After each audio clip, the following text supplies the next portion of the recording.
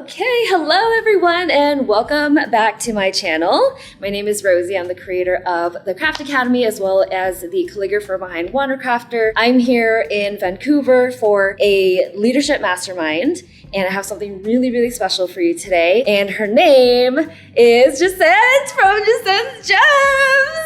I'm so excited to have you. So we have something really special for you today. Jacent, before we even give away the goodies, give a quick introduction on who you are and what you do. Yes, so I'm Jacent. I'm actually a licensed marriage and family therapist, but I focus now on helping women build wealth without burning themselves out. So to me, wealth really starts with wellness and how can we be able to grow our businesses, get ourselves in a good financial position so that we're able to serve for a long time and then create an impact in the world. So money mindset is my number one crush. Like I love talking about it. I'm so passionate. And I think specifically for women to be able to learn how to just really take up space and be more and do more and feel better about, how they interact with money is my thing. So I love it. You guys are going to enjoy the interview that we have for you today. She drops so many gems in the interview. It is incredible. We're going to talk all about money mindset and how to get over it, how to charge what your full value is, and how to not be burnt out and build a sustainable business. So Jacent is like the perfect person for that. I hope you enjoy. Don't forget to subscribe and like and subscribe and do the thing.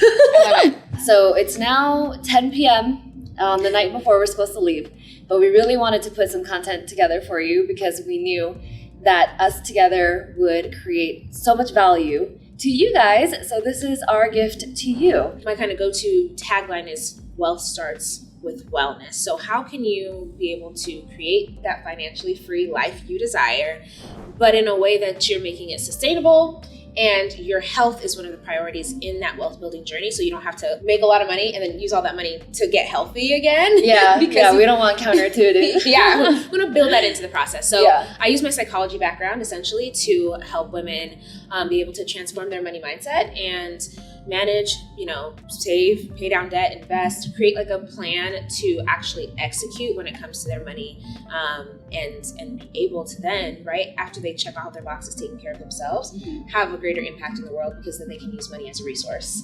to fund the projects and the purpose that they feel fulfills, the impact that they want to have in the world. When women make money and when women are doing well with money, they do well in the world. They do good in the world. And they give back. Exactly. They have the means to give back in a more impactful way. 100%. So that's like the greatest vision of things. And so I'm obsessed and passionate about chatting with women about money, about charging, the value of your services and products, and really being able to shift into becoming a scientist, which we talk about, with our coaching and stuff like that, experimenting so that you can kind of see what could be possible. Because, we'll dive into more stuff, but you don't have to believe in yourself ahead of time to actually make progress.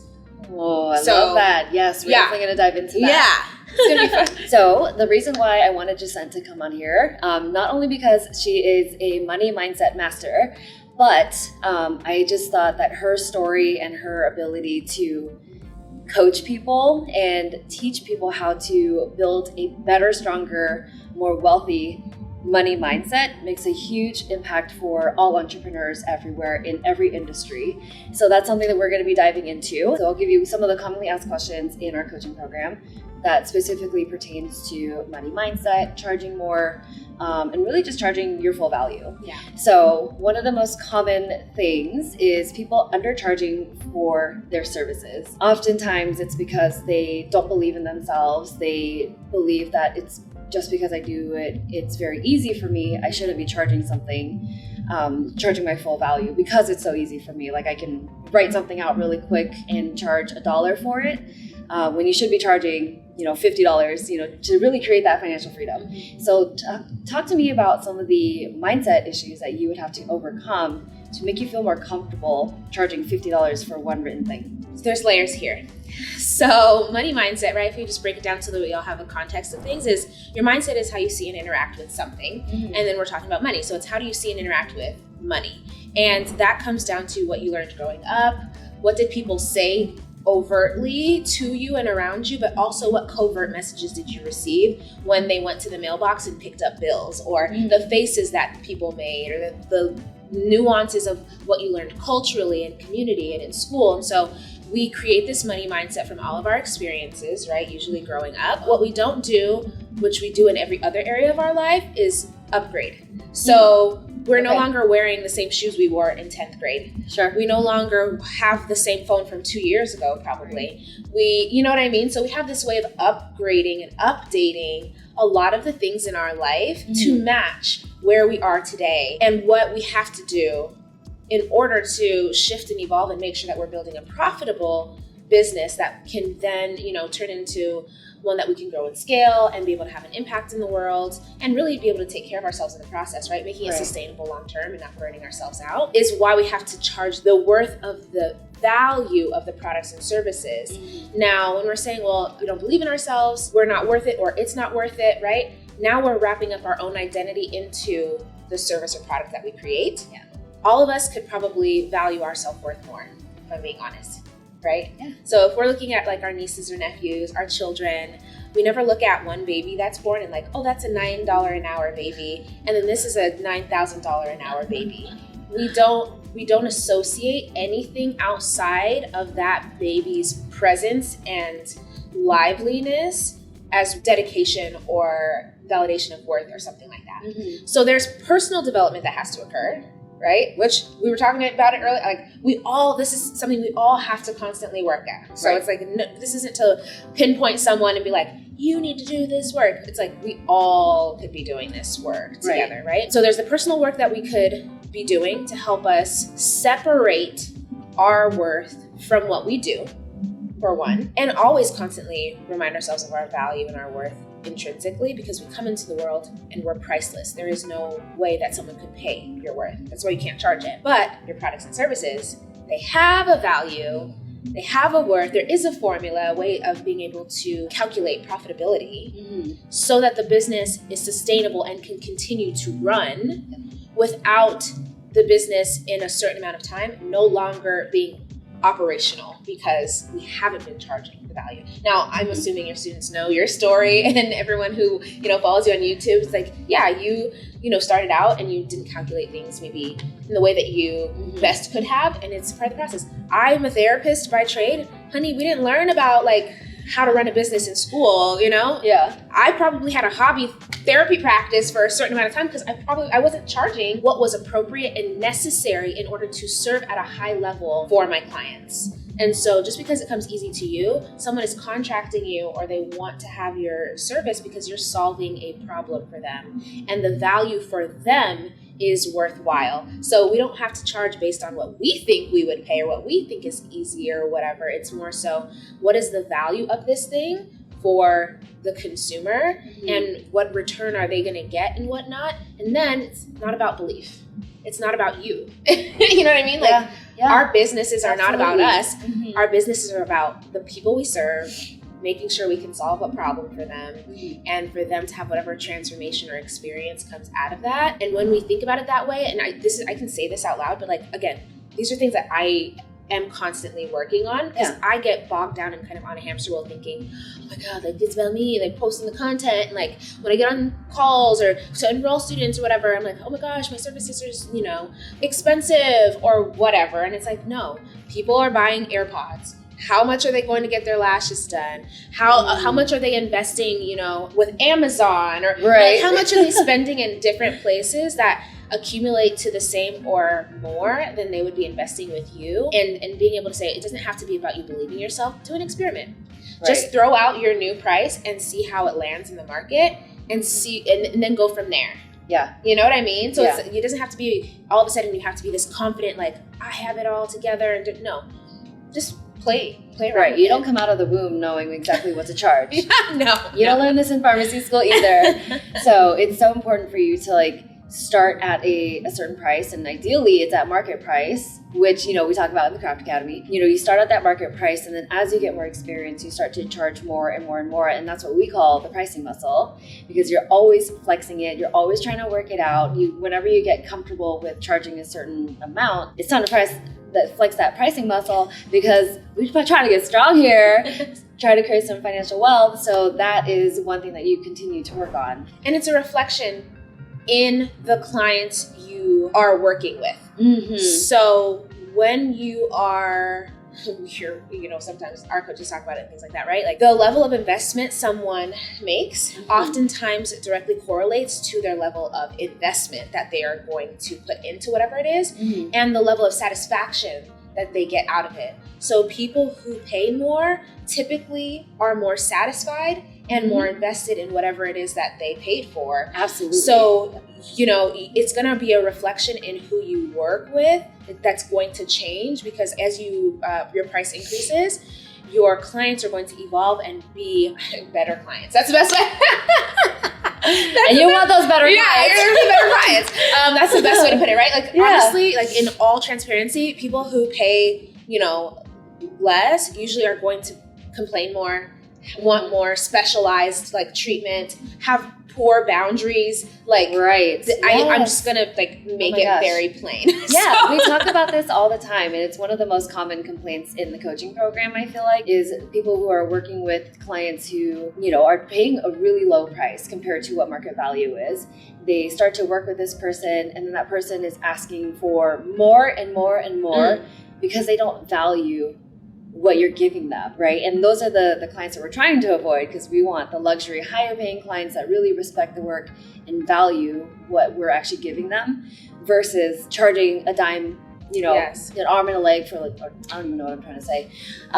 Just like paying such a lower amount. And then, a lot of the times, especially if you're starting out with your business that way, you end up racking up these clients who don't align with your mission, don't value the work that you're providing. And then now, maybe 1 year down the line, when after you're charging such a low rate, you could end up with a whole black book of people who don't value what your true worth is. And now you have to start from scratch, because now you're trying to identify a new client that's going to pay more, and you have to start that business all over again. So you might as well just start at the top and see where it goes, right? 100%. 100%. Again, the skill that, and I can speak from someone who's not, I'm not a calligrapher, right? Yeah. I do believe everyone is creative. I think that our creativity comes out in different ways. So, people might be like, well, who's going to pay X amount for calligraphy or whatever? Right. And it's like someone who can't do it. You know what I'm saying? As someone who can't do it, it's like, that is so beautiful. And that is such an art form, a talent that someone could do that. Yeah. That it's art. People pay millions of dollars for art. Right, exactly. Yeah. Millions of dollars for art. I use that analogy all the time. We have an oil painter coach in our program. The oil paint can't cost that much. The canvas doesn't really cost that much. The brush, I'm sure, doesn't really cost that much either. But the amount of time and talent that goes into maybe, $20 worth of supplies to turn it into a $1,000 product with art, that's indispensable. And that's really what we're trying to sell here, is that transformation of this simple material into something that's beautiful. Yeah. And adds value, adds feelings, adds happiness to your home. Yes, I love that. So charge more. Yeah, the long-winded answer for that. Just give it a shot. See what happens. Get crazy. The thing is that if you play around with charging more, guess what? You could always, you know what I mean? Technically, right? Go back, but you'll surprise yourself in that process of charging more and someone being like, okay. Or you'll identify that maybe this is the wrong person, and this is where the mindset piece comes in, that we've been talking about it while we've been here, that in the beginning as a business owner, and it's like you building your business and maybe you haven't had your first person yet, or you've had some people that have paid you before or whatever, and so you feel like someone's doing you a favor when they want to work with you. And it's the shift to, there's an abundance of people in the world that want what I offer. And if it's not this person, it's okay, because there's a sea full of people who will and that are waiting, right, for me to show up, for me to get in front of them in some way. And so it's like, it may not be this person, and it may not be their budget, and you're like, thank you, and my price is my price, and having the firm boundary to stand, in that, and then know okay, I'm talking to a person that's not there yet. Mm-hmm. And maybe they'll come back around, but even if they don't, who is my person? Who is that person or that client or that business that is aligned with my mission and how I serve? And because at the end of the day, if you only do this for a year or 3 years because you've run yourself into the ground, and you can't pay. That's the fastest way to get burnt out. That's right? the fastest way to run your business into the ground is not to charge the value. Yeah, and we love talking about sustainability in our businesses, respectfully, but also in our students' businesses as well. When you're pricing higher, you tend to not book all of the clients that you give out a quote to. What would you say to those people who are, in the very beginning, who, every dollar counts at this point and they just need clients and now they're pricing too high, maybe they're not booking all of the leads that they're getting in? What would you say to those people who may feel the FOMO and just feeling defeated because they're not booking those clients? I don't think I've ever heard of anyone having 100% success rate, 100% conversion rate. Yeah. It's not a thing. So it's like, we have to know it's not going to happen. Mm-hmm. And that as you elevate and, you're increasing your fee, that you're going to have that shift from one level to another where that could be the case. And that's why, one, we want to charge what the value is, but then we want to have a financial structure in place so that we can manage that shift. Mm-hmm. So it's like, well, whenever you're getting paid, right? We talk about profit first and stuff like that, right? Yeah. You should be setting aside money at all times to make sure that if you're getting paid $10, you're setting some money aside. If you're getting paid $100, $10,000, whatever, they're setting money aside so that you're able to have some cushion and whatever the case is. Now, when it comes down to every dollar counts and you want to hit your goal, right? Mm-hmm. This is when it's more important to make sure that you are charging appropriately, because it may be less people, but if you're charging more, then it'll even itself out. Yeah. And again, this comes back to a mindset thing. This comes back to kind of dealing with getting to the bottom of what that bottleneck is and where the friction lies. Yeah. So is it fear of judgment? Is it a fear of abandonment? Is it not feeling like you're enough? Is it the fear of failure? Because it's usually something psychological, development-wise, that's getting in the way. Because if that's the case, so I'll say it an example. If I know that my goal in the next 30 days is to book X amount of calls, because I know my conversion rate is X amount, which is why we talk about data and stuff. Mm-hmm. How many calls do you need to have so that you can convert at a certain rate based on your data so far? And if you don't have the data, you go to the industry standard and then go from there. That if I knew I had to make money right away, that you just have to, how are you going to get in front of the people today? Are you going to physically go to Neiman Marcus? You know what I mean? Where have you had clients before? How have you gotten success before? Think about the past. And how can you replicate those conditions? Because it's all experimentation. Right. To do an experiment and see what happens. So if I know that I want to work with high-end brands or whatever, then I'm going to either email, physically show up, call, you know what I mean? And not get on TikTok, tag the brand, send DMs, pitch in the DMs. I don't know if that's something y'all talk about, but you know what I mean? Literally positioning ourselves. Get in front of the right person. Get in the way. Identify who your ideal client is. Put yourself in front of them as much as you can. It could be in the gram, LinkedIn, physically in person. You could email. There's so many opportunities for you to put yourself in front of them. You just have to find that and go for it, even if you're scared. And that's the psychological piece, right? So we can talk about tactical. Tactical is reach out to 10 people, call 10 people. Who do you know? Who's in your pipeline? What's your network looking like? Mm-hmm. And so on a tactical level, it's very simple. It's how do I get in communication and contact with potential clients to have a conversation? And this is why relationship maintenance is huge, because if you're maintaining your relationships, then it's easier to kind of have a conversation than not. But the mindset is what gets in the way, because now we're oh, I don't want to bother. I don't want to be a bother. I don't want to bother people. I don't want to reach out. They might be busy or whatever the case is. So for each person, it might be a little different, which is why the personal development and the self-awareness is key. And this is why it's so good to be a part of the Craft Academy, because then they can hop on your calls and then have this conversation so that they don't get stuck there, because you're going to talk to them and let them know, like, Exactly. hey, you know, like whatever it is. Accountability. Right. There's the support, there's Yep. community and things. And so one of the great things that you can do to buffer yourself is allow yourself to be supported. Like allow yourself to have a community around you.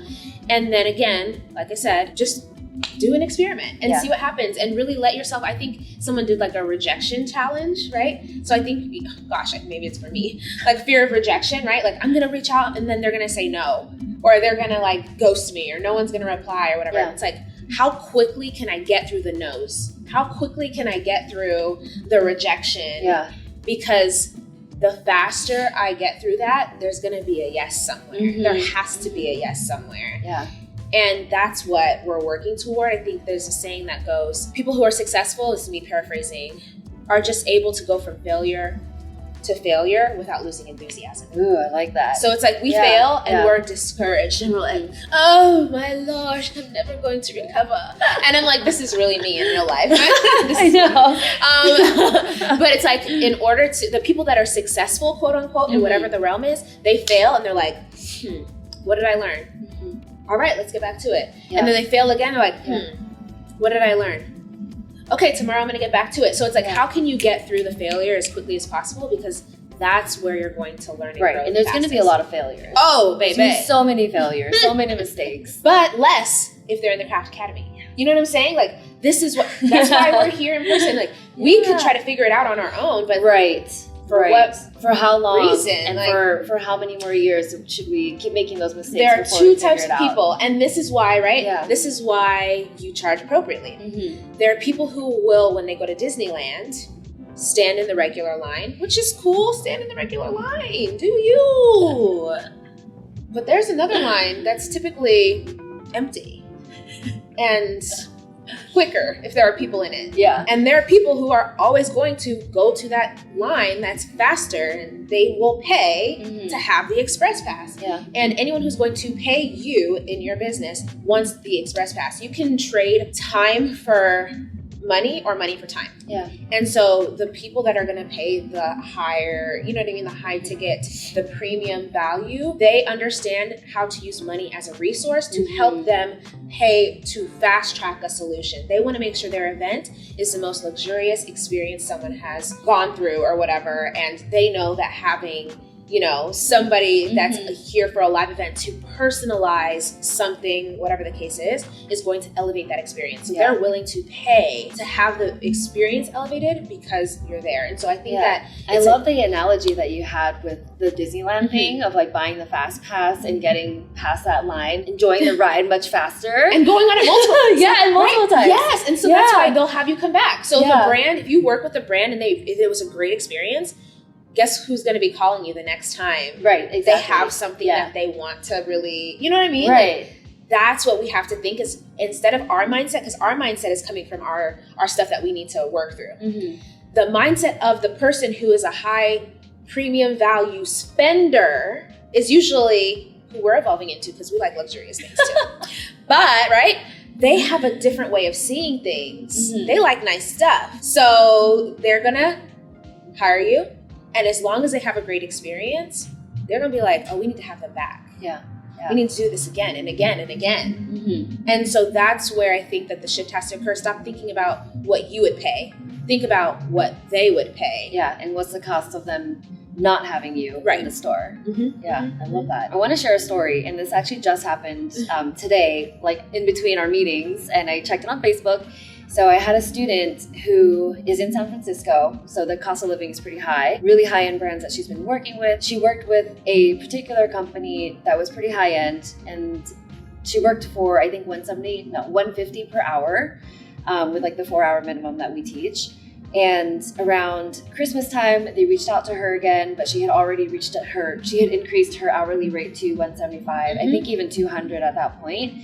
And it was out of budget for them. It was too expensive. So they said no. They did not hire her during the holidays, which is typically the most, sought out time for our industry. Today, she actually posted on the Facebook group that they ended up coming back and hiring her for her full rate of $200 an hour, because she said no Yes. last time. And it's really, for us, we teach that it's not a no, it's a not right now. So you really have to think long term in your business to create that sustainability within the back end of the business, and not freaking out because you're not getting a gig today or tomorrow or within the next month or so. It's thinking long-term sustainability. What's going to happen in 6 months? What's going to happen in a year? How do I continue being an artist for many, many years to come? Because, we all kind of fear about, all of that. So that's just a really, really I good love that. example. It gives me goosebumps because I think about, again, right, that's the sustainability long term, and how for her in particular, I don't know her, but how for her, maybe it might have been challenging to say no in the moment, right? And to have the boundary and not to just like yield and be like, okay, like I'll bring my price down. Yeah. We've worked together before. Like I think a lot of the times it's easy to kind of concede and give in because maybe we feel like we need to or have to, but what a great lesson, like full circle moment for her to have been reached out to, it sounds like, by them. So she didn't reach out to them, they reached out to her to have her come, and they're willing to, and they were able to play. Because these brands have money. Like that's not a, you know what I mean? Like that's not a question. They just need to be able to plan to know how to spend the money or whatever the case is. So it was like, well, we can't do it right this minute, but it might be in the back of their minds. Like, let's plan for that ahead and then put it in. Right. And then for her to kind of be able to do that with her full rate and to share it in the industry or in the community to know, because as therapists, we talk about pricing and things like that because how one person is pricing could potentially affect the market. Oh, 100%. Yeah. So then it's like, well, if y'all as a community are able to communicate and get on one accord and elevate as an entire industry. Right. So she can share with y'all, and it's like, okay, as an industry, we all need to be elevating, because if not, then we're actually holding ourselves and the entire industry back. Exactly. So I love that, you are able to have that space where you can talk to each other. And because I think there's a lot of places where people just feel like in silos, and some people don't want to talk to each other about what they're doing for whatever reason. And sometimes it's because you're not valuing what you are making, that there is shame or embarrassment around sharing your price. Right. And then it all goes back to mindset. Again. 100%. To circle back around. 100%. Yeah. It's always going to be that. On every new level, it's going to be that it comes back and that there's going to be something new. And that's why you said earlier how to get comfortable with pricing. I actually don't think that you will ever get comfortable. Yeah. Maybe that's not the point, is to feel comfortable. Yeah. I think when you're feeling comfortable and you're closing 100% of the leads, there's a problem. That's a problem. Yeah. If it's too easy, if they're like, ooh, you're like, wait a minute. It's time to boost. They must have some more money. Time to flex that pricing muscle again. Yes. Yeah, that's a problem. Because typically when you're closing 100% of your leads, you end up getting really burnt out. You're putting all the time and energy into the business, and you're starting to feel like you can't scale because you're just one person and you can only work so much.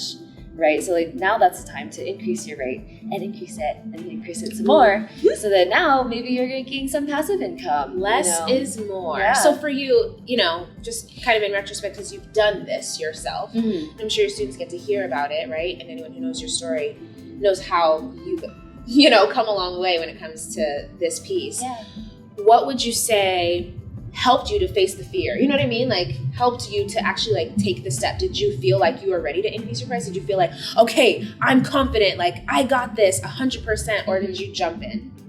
Oh God, that's such a good question. Obviously for me, I started at the bottom, didn't know what the hell I was doing, tried to figure everything out by myself, made a lot of mistakes along the way, and eventually started to learn that there's a better way to do it. And I did feel like I was the bottleneck in the business, where if I wasn't working and I wasn't doing the thing, the business wasn't making me money.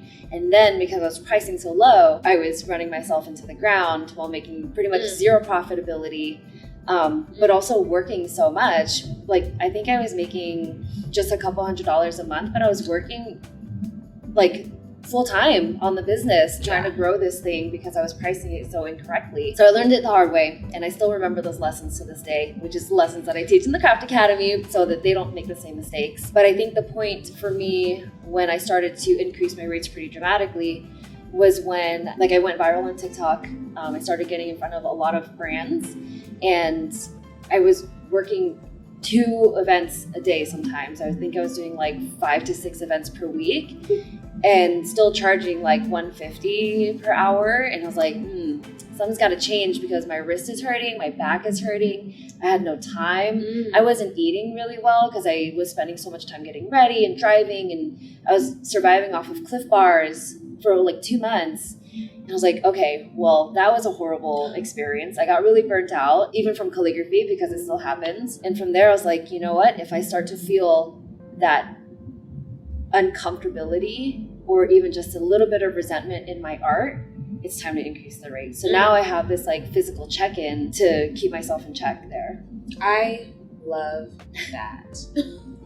Like I said, being able to have processes and systems in place so that you know when it's time to upgrade. So if you started and you did calligraphy from 2020 to even now 2023, you probably should have been checked in at least annually. You know what I mean? Like, and I assume that the students that you have been doing calligraphy at some, you know what I mean? Yeah, we have people from all ages or like all experience stages, levels. right? Yeah. And so it's like, but the thing is that if you're practicing, you're getting better every day. Yeah. So exactly. In 6 months, you can reevaluate. You know what I mean? So it's like there's ample opportunity to revisit what you're charging because your craft is always evolving. Exactly. And you're getting faster and you're getting more, you know what I mean? More precise and different things like that. And even on an annual level, inflation is 7% every single year. So if you're not increasing your rate by at least 7% every single year, there's a problem. You're like essentially giving yourself a decrease in your pay, and we don't want that. No. Yeah. And so again, there's also having the mindset of like a CEO, like you know what I mean? Like you own a company. So, and you are an employee of that company until you are not. Right. So thinking about things like we've been talking about ROI today, right? The return on the investment, but then the costs and the benefits. So it's, yes, you love creating and being able to be a part of these experiences and whatnot, but there's a cost. There's a physical cost, your wrists, your back, your eyes, I would assume. As a person who wears glasses, I'm like, how do you even see what the heck you're doing? Like, you know what I mean? Like, so it's like, if you're doing this stuff, you know, for however many hours, you know what I mean? So there's a cost. Have you really like weighed the costs and then made sure that that is potentially inclusive in what you're charging? Because if you have to go to the ER, let's say, or if in 10 years from now, if you're going to do this for 10 years, is there going to be an occupational hazard to your body where in 10 years you need some physical therapy or acupuncture or maybe there are things that you need to be doing now that help you maintain doing the work. But if you're not charging appropriately and not paying yourself appropriately, then you can't go get a massage weekly. Like you can't afford to take the time off and you can't afford to pay it.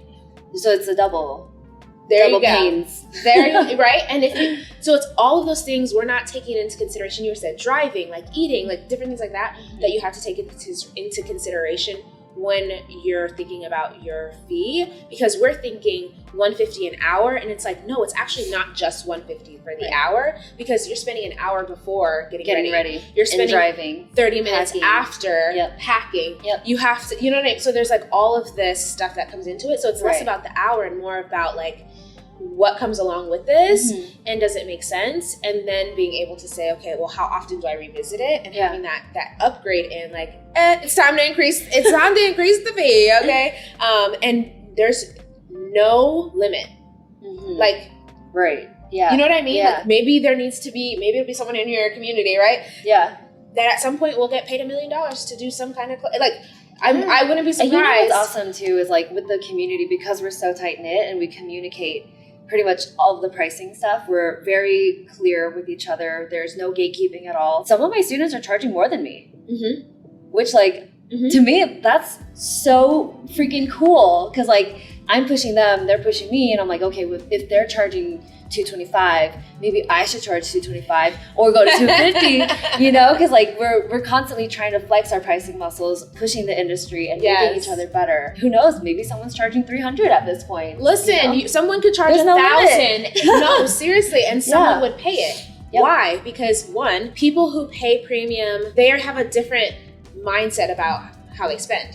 So some people will pay just because it's that price. Like, That's why, because you're the premium. Because you're the authority. Exactly. So it doesn't even matter. It's like, I have to work with that person because there's also a perception like that's the best person. Like there's just a perception that comes along with it to some extent. So, you know, I'm not sitting here saying like, go to charge $5,000, but someone would pay it. Yeah. I'm sure Drake or like, you know what I'm saying? Like I'm sure somebody in the world, right? If there's someone who's a billionaire, the billionaire can easily pay $5,000 for a calligrapher to come. Right. That's like pennies to them. Yeah. So I'm just saying, keep pushing the industry. Maybe in a couple of years, you're going to let me know, like, someone's charging $1,000 an hour, you know? Like, I think that, you know, we just can't cap ourselves because, again, it's not what we would pay. It's what would someone pay or the market pay. And when you find the right someone, then, of course, they'll pay it. Like, again, there's a billionaire somewhere. Right. Who's got $5,000 easily to just like toss it. Right, exactly. You know, at their kid's birthday party. They want you to come to their kid's birthday party and $1,000 for an hour or $5,000 for an hour to be at their party. Nothing. Kind of going back to like the pains and gains thing and like the ROI. One of the things that really crossed my mind today is like, if you were to work with someone at $150 an hour, which is like the starting below market rate now, what is the pain that you would have? What could you be missing out on if you were to take that lower price customer? You know, in 2 weeks from now, you could get someone who wants to pay $175 or $200 an hour, right? So like now you're stuck because you signed the contract, you've agreed verbally, and that you're going to go anyway because you're a professional. Now you're missing out on this person who could be a higher paying client, you know? So some of the things that come into play when we're talking about pricing, that were for me were things I was like, oh, I never thought about that, are things like opportunity costs. Right, opportunity costs. Right? So you want me to work with you, but if I work with you, I can't at that same time clearly do anything else. Right. So especially maybe during the holidays, I might have certain like clauses or additional retainers or fees or things like that based on like, when did they reach out to me? You know what I mean? Like at what time of day is the event? I might change and play around with that a little bit. It's like, if you want me during the day, it'll be less than if you want me to come in the evening. So I might do 175 or, you know what I mean? 175 during daytime hours. Right. But then when it's evening hours, it automatically goes to 200 for whatever, or if it might be based on, honestly, it might be based on my life. So it's like, if I'm with my kids, 100%, at a certain time of day, right? If this is time that I would have been with my kids, it's going to be more, and it's time that like my kids are usually in school or something like that. Then I'll you know, have a different. So I think obviously you have a way that you're having them calculate it, but like opportunity cost, things like rush fees or whatever the case is, things that if people want you to add, like you were saying, like people will be like trying to have you add stuff last minute or whatever, and they think it's easy for you to add stuff, but you're like, I have to order supply, like, like, we want you to do engraving, but can you also do like cards or something? Whoa. Like if you're gonna add things on, then we're gonna automatically have to update the contract or revisit, you know what I mean? Things like that. So I'm sure you talk about all of those things. The reason why you have Craft Academy and why students enroll is because they could try to hit their head against the wall trying to figure it out themselves. You have a linear roadmap, clear and strategic plan that's been tested, not just on you, on plenty of students at this point, and it works. So if you're in the Craft Academy, then you need to follow the plan. Trust the process. And see what happens. And yes, everyone's journey is different and kind of has different nuances to it. But on a very general scale, if you do the stuff, then you're going to see some level of change or growth or adjustment occur in the process. So I think that if we're speaking to like your students and anyone who's not a student, which I would highly suggest you probably, if you're watching this, it might be interesting to just learn a little bit more, right? Okay, shameless plug. Because again, clearly your plan isn't working. If your plan isn't working to get you where you want to be in your business, why not rely on a plan that we know does work and go from there? So I think that that's also something, is like trusting the process of having a clear and strategic plan and your job is to execute. Of course, mindset comes into play. So get on those calls, like ask the questions. Don't be afraid to put yourself out there and quote unquote look stupid or whatever it is, right? Lean on your community. Connect with other people in your community that you see sharing updates and different things like that, so that you can fellowship and be able to, like you said, take your industry to the next level together. Yeah. Because I know that you've shared, people that you've kind of like grown with that are calligraphers that you know, and it's like where you are today is not where you were years ago. Yep. And being able to kind of share that journey together probably like deepens the experience. And so, hopefully we're sitting next year, 3 years from now, 5 years from now, kind of being able to look back and say like, these are the things we were struggling with then. This is where we are now. New level, new challenge. That's what we came up with last night, right? Yeah. Not new devils, new challenge, new adventures. That's what we said. And so I think that, again, it doesn't have to be you doing it all by yourself in the process. Right. If you've invested to have a plan, follow the plan. Like, don't self-sabotage. Yeah. Don't sabotage yourself. You invested to have the plan. You've got the plan now. Do the plan and see where it can land you. I love it. And get support if you need to, because business is a lot of personal growth. Get a therapist, exercise, eat well, go to sleep, pray, meditate. Wealth starts with wellness. So what are you doing to create a holistic plan that helps you to take good care of yourself in the process of doing this? Because entrepreneurship is freaking hard. It's probably one of the hardest things you could choose to do. And right now my thing is I get to instead of I have to, right? Our brains are wired for safety, not for success. So for anyone to say they want to be successful, you are automatically going against how you are wired. We are wired for comfort. That's why it's never going to be comfortable to charge your fee. Yeah. Because comfort is how everyone is wired that way. So I think that, if you said I want to be a business owner, if you said I want to be a full-time thriving calligrapher, especially maybe in the luxury space or whatever niche that you have, you've essentially signed on for one of the greatest challenges. But the thing is that if you have envisioned it, it's already done, you're already capable, you are enough, you're worthy, it's possible. If you've ever had anyone pay you, if you've ever had anyone tell you you're talented, if you've ever had anyone compliment you on your gift, then that's like, it's already written. Now you just are like the character in a movie walking through the steps to get to the end. And so if you see it, then all you have to do is really show up and play and enjoy yourself and execute, and it can sound easier said than done, but that's why the community piece helps for sure. Yeah. Oh my gosh, so many gems. Oh my goodness. So many Jacent gems. I love it. Yeah. Oh my God, that was so good. Anything else you want to share? Actually, tell our audience where we can find you. Yes, so I'm most active on Instagram and YouTube, so you can find me at Jacent Gems.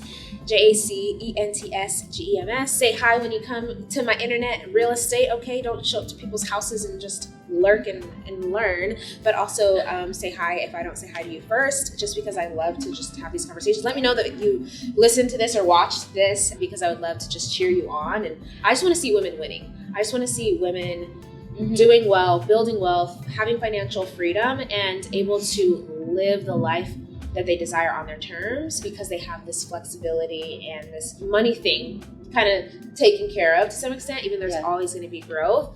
But we're able to make more and to have more and to be more, take up space, and really then be able to use the money that we're making and whatnot to have an impact in our families and in our communities. And so that's the thing, I think we want to charge what's necessary, not just because we want to feed ourselves and grow our business, but it's like, in the greatest vision of your business and in your life, you'd probably want to give back in some way. Like, do you want to teach at-risk youth how to channel their pain or their struggles into art? You know? I used to work at juvie, so I always think of like kids that are in foster care, or at-risk youth, or kids that are going in and out of juvie or the system, and like they need something, or do you want to help older people, right? Like, go to assisted living places and like do art with that, so it's like everyone has something that they want to do in the world and have a way of giving back, and it may not have anything to do with the art that you do. You may want to feed kids, somewhere, but to have the financial wealth, and take the time off to take those moments for yourself and give back to the community, that's so important too. So I feel like it's Let's cover our bases, live our best lives, Yeah. and then make the world a better place. I love it. Amazing. So the last question that I always ask all of my guests before they leave, what would you tell yourself in the very beginning when you first started your business, knowing what you know today? Start now. Start ugly. Start ugly. Start now, start ugly. We spend so much time contemplating whether we should tell people what we want to do, ask the question, ask for the sale, increase the fee. We just procrastinate on starting because we think things have to be perfect or whatever, or I guess I'm speaking about myself, right? I procrastinated because I thought that I needed to have X, Y, and Z in place. So I feel like if I started wherever I was at, whenever I had the initial thought or idea and started ugly, then I would have been able to kind of get through the failure faster. Right. You know right. what I mean? And been able to I don't know if I want to say go further faster, because I do feel like you can easily you went viral, and you know what I mean? It's easy for things to escalate quickly, but I think more so it's just a mental and emotional thing. I was holding myself back and I wasn't playing and just enjoying the process. And so I think for myself, and I think for anybody else, starting now and starting ugly and knowing that that's what we enjoy watching in other people's journeys. Yeah. The messiness. We love a mess. Yeah, we that's love where some you learn drama. the most. We love conflict. We love when the ish hits the fan, but we don't want our life to look like that. And that's just not the case, right? So it's okay, if that's how things go, we love a story, start now, start ugly, and buckle up, buttercup. No, I'm kidding. That's where I'll stop. Buckle up, buttercup, we're in for a ride. Yeah. That's it. Okay, well, oh my God, that was amazing. Thank you so much, Jacent, for coming on. I hope you guys listen to this interview again and again, because this was so valuable. If you guys haven't followed Jacent yet, I encourage you to go down. I will link it in the description. Follow her on Instagram, listen to her podcast. She's a wealth of information, literally. But yeah, amazing. Thank you so much, Jacent, for coming on. Speak at me. Hello, Jacent here. Can't wait to chat. It's gonna be so much fun. Woohoo. Okay, so are we in frame, or do I need to sit back? Would that be better? Oh. You know what I'm saying? Can we sit up, or is my head gonna be cut off? Let me just move it back. Is that better? I think that's okay. Cool. Wonderful. Oh my goodness. Look at those. They're so cute. Okay, so